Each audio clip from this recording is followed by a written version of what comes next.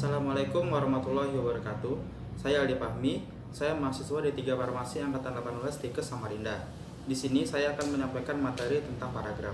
Nah, paragraf atau alinea adalah satuan gramatikal yang lebih besar dan lebih luas dari kalimat. Paragraf merupakan miniatur dari sebuah karangan.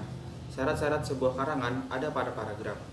Pada dasarnya, paragraf merupakan seperangkat kalimat yang saling berhubungan yang secara bersama dipakai untuk menyatakan atau mengembangkan sebuah gagasan.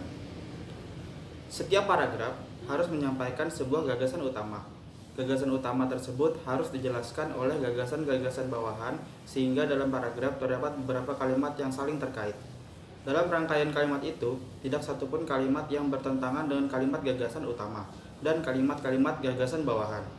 Kalimat yang berisi gagasan utama disebut kalimat topik, dan kalimat yang bergagasan bawahan adalah kalimat penjelas.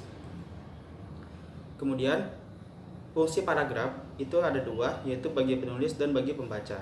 Yang pertama, untuk bagi penulis, yaitu paragraf memudahkan pengertian dan pemahaman dengan menceraikan satu tema dari tema yang lain di dalam teks. Kemudian, paragraf merupakan wadah untuk mengungkapkan sebuah ide atau pokok pikiran secara tertulis. Paragraf harus memisahkan setiap unit pikiran yang berupa ide sehingga tidak terjadi pencampuran di antara unit pikiran penulis. Kemudian fungsi paragraf bagi pembaca, yaitu dengan memisahkan atau menegaskan perhentian secara wajar dan formal.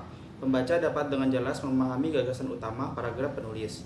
Pembaca dengan mudah menikmati karangan secara utuh sehingga memperoleh informasi penting dan kesan yang kondusif. Pembaca sangat tertarik dan bersemangat membaca paragraf per paragraf karena tidak membosankan atau tidak melelahkan. Kemudian, paragraf tersebut terdiri dari beberapa bagian, yaitu paragraf deduktif, paragraf induktif, dan paragraf deduktif-induktif. Pertama, paragraf deduktif, yaitu paragraf yang kalimat topiknya terletak di awal paragraf dan diikuti oleh kalimat-kalimat penjelas untuk mendukung gagasan utama.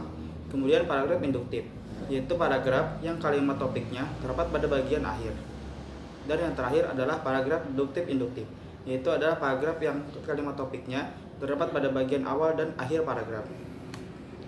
Dan mungkin demikian dari saya, kurang lebihnya mohon maaf apabila ada kekurangan.